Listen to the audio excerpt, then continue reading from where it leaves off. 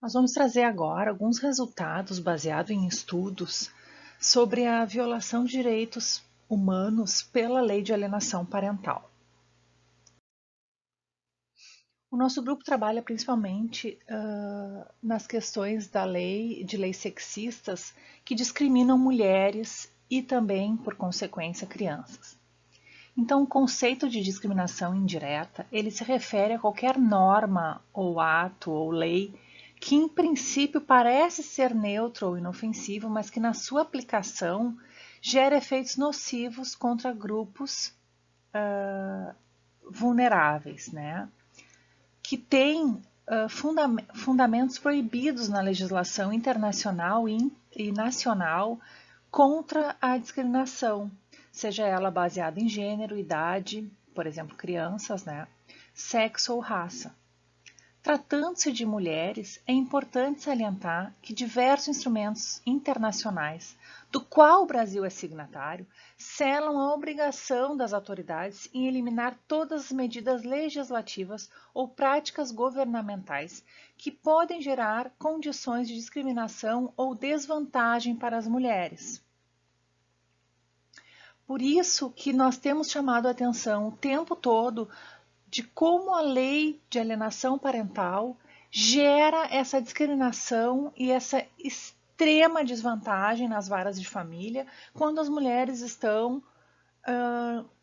ou num processo de guarda, ou num processo de alimentos, ou num processo de regulamentação de visitas, seja ele qual for. Nós vamos agora dar uma olhada mais pormenorizada nesses detalhes. O Estado, então, ele tem o dever de tomar medidas para coibir essa discriminação contra as mulheres. E isso já está consagrado nos tratados internacionais firmados pelo Brasil e também na nossa legislação pátria, como a Constituição Federal, a Lei Maria da Penha e o próprio Estatuto da Criança e Adolescente. Assim, na perspectiva de direitos humanos das mulheres, se questiona a existência de leis que subjugam a mulher e tornam, por exemplo, a denúncia um meio de punir a mulher e seus filhos ou suas filhas. É importante salientar que a origem da lei de alienação parental está viciada por preconceitos de gênero, que é incompatível com o direito da mulher de viver uma vida livre de violência e discriminação, bem como de seus filhos ou filhas. Apesar de apresentar uma aparente neutralidade na sua construção ou por aparentemente visar proteger crianças, que é esse o discurso usado, o conceito, na verdade, traz na sua origem e na finalidade da regra uma alta carga de discriminação e, portanto, a sua aplicação apresenta um vício negativo ao reproduzir os papéis de estereótipo de gênero em detrimento das mulheres. A alienação parental é um conceito o qual encontra sustento em uma visão estereotipada e discriminatória da mulher, e isso a gente vai ver logo mais quando a gente der exemplos disso. O conceito não tem base científica confiável, destacando a mulher como alienadora na grande maioria das vezes. A mulher já é vista com essa discriminação ao chegar num tribunal de família. Usado então como forma de impor às mulheres acordos arbitrários e, conforme aponta a mais recente literatura, usado grande parte das vezes como escudo ou manutenção do poder e controle sobre a mulher vítima de violência de gênero. Para toda defesa que advogados de homens fazem, a alienação parental é utilizada contra a mulher. Então, assim, eles ganham acordos, a mulher não faz nenhum tipo de exigência e não, inclusive, ao peticionar, né, ela também pensa duas vezes porque se ela peticionar, ela pode de novo estar incorrendo em qualquer ato de alienação parental, porque alienação parental virou qualquer coisa que se faça. Da mesma forma, ninguém espera ou deseja manter vínculo com seu algoz, seja ele um agressor, abusador ou um pai negligente. Especialmente quando a vítima quebra o silêncio da violência e tenta não sofrer mais. E aí ela pensa que vai encontrar no sistema judiciário brasileiro um sistema protetor, e é justamente o contrário.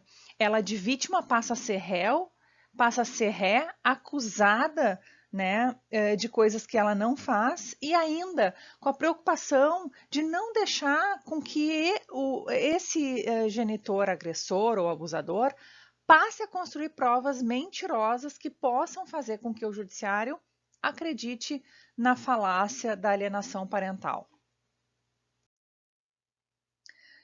Como a gente falou, existe uma alta carga de misoginia nos discursos pró-LAP.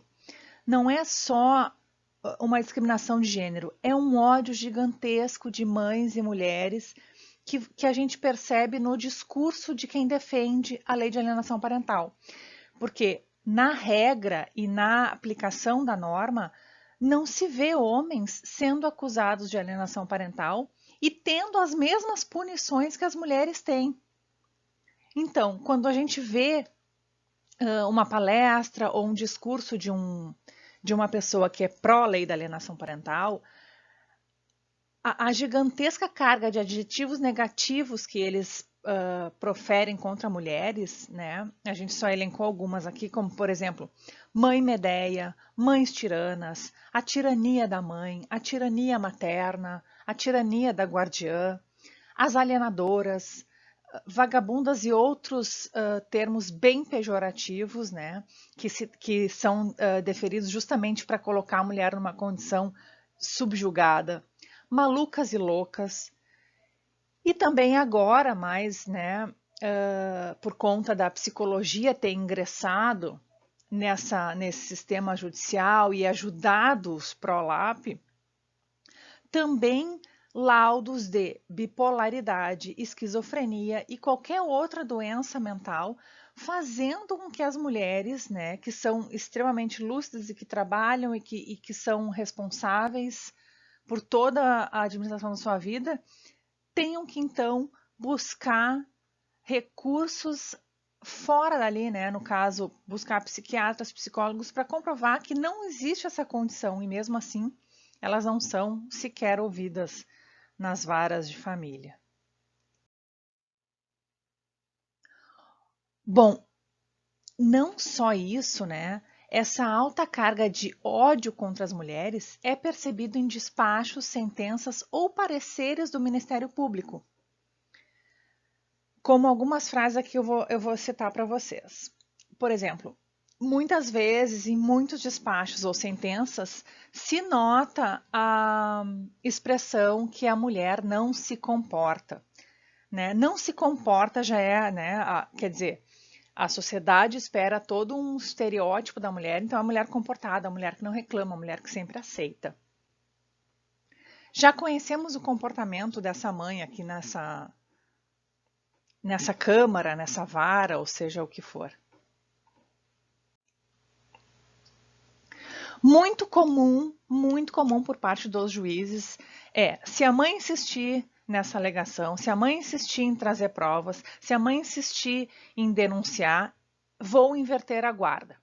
E as suas variantes, isso na verdade é as inúmeras ameaças que o próprio juiz faz, né, para que a mãe se cale. Ora, mas o juiz é uma figura que deve ameaçar ou ele deve proferir uma sentença baseado nas provas, né? Ou baseada, porque as juízas também fazem isso.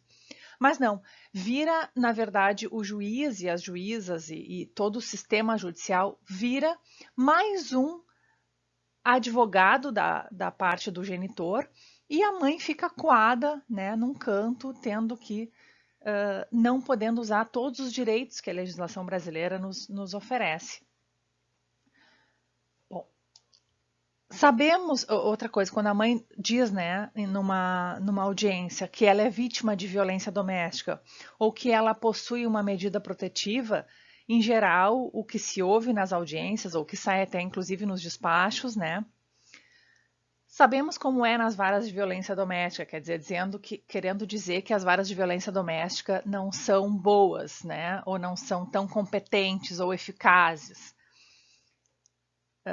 com relação às medidas protetivas, querendo, na verdade, desmerecer as medidas protetivas, como se aquela mãe tivesse aquela medida protetiva ou um processo na vara de violência doméstica e ela não fosse legítima, né? Não fosse merecedora, e esse nem é um termo bom, porque ninguém é merecedora de ter uma violência doméstica, né, no seu histórico de vida. Outro tema bastante recorrente é: aqui violência doméstica não tem vez, né? Vamos separar os pais, né, da parentalidade da conjugalidade. Quer dizer, não existe isso, né? Imagina um pai que bateu numa mãe, ou que agrediu, ou que, inclusive, está ali usando a máquina, né, do judiciário, usando o processo da vara de família para continuar a agressão contra essa mulher, né?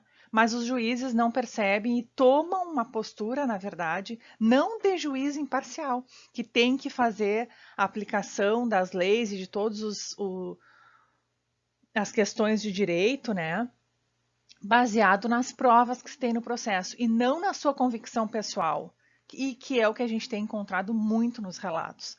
As mulheres percebem que os juízes ou juízas já têm a sua convicção de que as mães são alienadoras e, a partir dessa convicção, não há prova que lhe garanta, né, que o seu direito seja... que ela tenha direito a ser ouvida, porque ela não vai ser ouvida. Ela pode botar qualquer prova ali que ela não vai mais ser ouvida. Então, isso também faz parte dessa outra frase que eles falam bastante, ou que eles escrevem, inclusive, que pode não ter aparecido alienação parental nos laudos, né? Nos laudos periciais, dos peritos do judiciário, que muitas mães têm laudos que apontam que não há alienação parental, que a criança não quer ir com o genitor, ou porque ele é negligente, ou porque ele não dá bola para a criança, ou porque ele leva para a casa dele e deixa com terceiros, ou realmente porque ele agride, abusa e tem outras questões. Mesmo com os laudos periciais do próprio judiciário, o que o juiz diz? Ou o desembargador, ou, né? Ah, mas eu acho que tem alienação parental. Ah, mas eu percebo atos de alienação parental. Então, tudo é muito baseado na sua própria convicção. Eles poderiam montar um PowerPoint contra as mães e dizerem, né, que realmente eles simplesmente não acham, eles simplesmente acham que tem alienação parental, não acham que a mãe, né, tem legitimidade para fazer aquela petição, aquele pedido, e fica por isso mesmo. Muitos outros, inclusive as petições dos genitores, é uma agressão verbal contra as mães e ninguém faz nada. Ministério Público lê, juiz lê aquelas petições e ninguém fala nada, né? Então, quer dizer, o próprio processo vira uma violência gigantesca contra a mulher, em que ela passa a se defender, ao invés de poder mostrar, né, sob a sua perspectiva ali. Então, ali vem, não só nas petições dos advogados dos genitores, mas também nos próprios despachos, né, depois que concordam com essas questões e chamam as mulheres de frustradas, vingativas, mentirosas, rancorosas, magoadas, ardilosas, desequilibradas, sorrateiras, rançosa, mitomaníacas, subversivas. Outros pontos também que eles colocam agora com a pandemia, né, que é uma novidade assim nessas nossas questões de estudos, que vocês percebem é que todo mundo, né, tem plena consciência da gravidade da situação desde 2020, né, desde março de 2020, em que o Brasil se encontra, a pandemia. Já morreram mais de 420 mil pessoas no Brasil. E o que as mães fizeram? Tentaram proteger seus filhos, evidentemente. Porque se ir e vir da casa do genitor, ou às vezes tem genitores que vão para festas, levam as crianças para churrascos, como é que as mulheres provam isso? Só que quando elas pediram para proteger as crianças disso, o que todos os pró-LAP fizeram? Ah, e as mulheres estão aproveitando a pandemia para impedir a convivência. Ora, e isso apareceu nas despachos e sentenças, né, de juízes, juízas, desembargadores, desembargadoras, Suspeito que ela está usando a pandemia para impedir a convivência com o genitor. E aí colocam a criança e a família, né, materna com que a criança vive numa roleta russa, jogada à própria sorte. E naquele peso, né, de que a vida, né, é o bem maior de uma pessoa, entre a vida e a convivência com a outra família em que a criança não mora, a vida ficou em segundo lugar. E essa, para mim, é uma situação, uma das mais graves que aconteceu nas últimas vezes, porque muitas mães, né, em conta dos altos processos, litígio e tal, moram com os avós maternos ou com outras pessoas na casa e, e muitas vezes os juízes não levaram isso em consideração, né, fizeram com que toda uma família se expusesse para garantir, né, que os genitores conseguissem retirar as crianças de dentro de casa.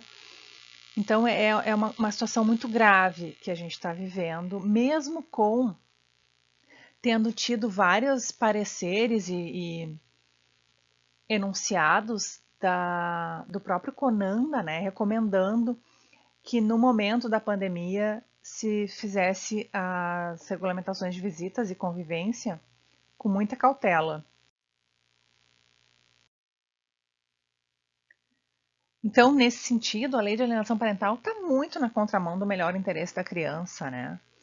Seja pelo método coercitivo que ela utiliza, seja pela desigualdade estabelecida entre as relações familiares, porque a mãe passa a ser uma pessoa que não tem nenhuma voz dentro da própria criação dos seus filhos, né, ou filhas, e fica à mercê dessa situação toda. Seja pela discriminação, seja para manter a mulher e a criança subjugadas ao domínio do homem, e daí realmente essa questão do pátrio poder vem muito fortalecida, né, agora nessas relações familiares, mas também porque a lei de alienação parental desqualifica a denúncia. Ela atrapalha, ela dificulta, impede a real investigação da denúncia e coloca as vítimas em risco em situação de sofrimento constante. Porque o que acontece?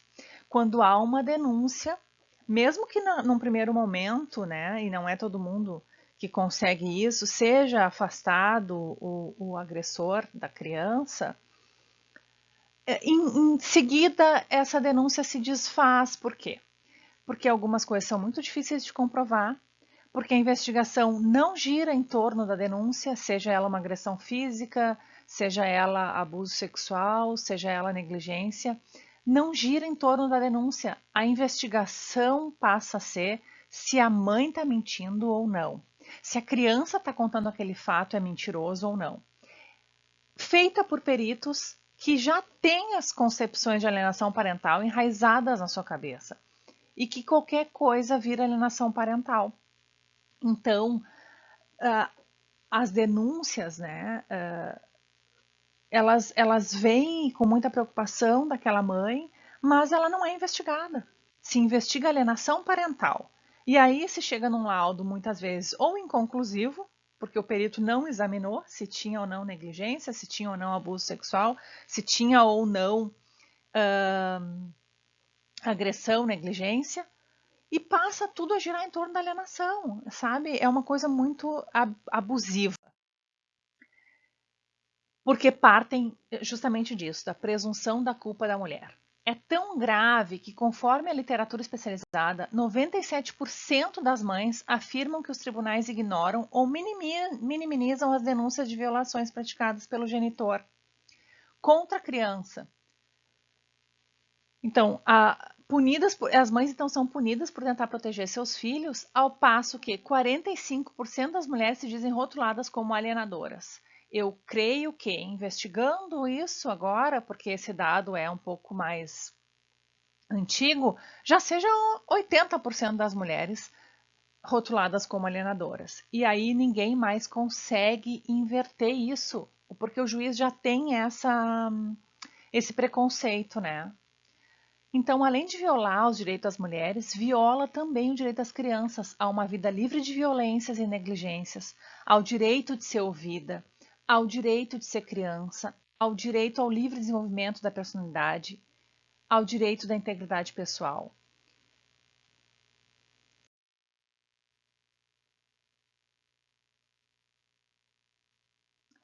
Bom, me encaminhando um pouquinho, né, já para o final, assim, é importante destacar que a violência doméstica, ela pode ser não só direcionada à mãe, mas também aos filhos, que é o que nos Estados Unidos e em outros países se chamam de violência by proxy, que é quando é através de um terceiro. Então, a violência doméstica por procuração, que seria a tradução no português, é um padrão de comportamento em que um pai, com antecedentes de violência doméstica ou intimidação, utiliza a criança como um substituto quando ele não tem acesso à ex-parceira, né? Quando ele não tenha mais acesso a violentar aquela mulher. Então, ele mantém esse ciclo de violência doméstica, né, que inicia quando a vítima deixa o agressor. E o agressor descobre que a maneira mais fácil de continuar prejudicando e controlando a ex-parceira é através do controle e do acesso às crianças. Uma maneira fácil de manter o poder e controle sobre a ex-parceira, através dos filhos, é em batalhas judiciais nas varas de família, alterando pedidos frequentemente, abusando, agredindo ou violentando o direito das crianças, ou até mesmo mantendo sucessivos e intermináveis processos judiciais no que chamamos de litigância abusiva.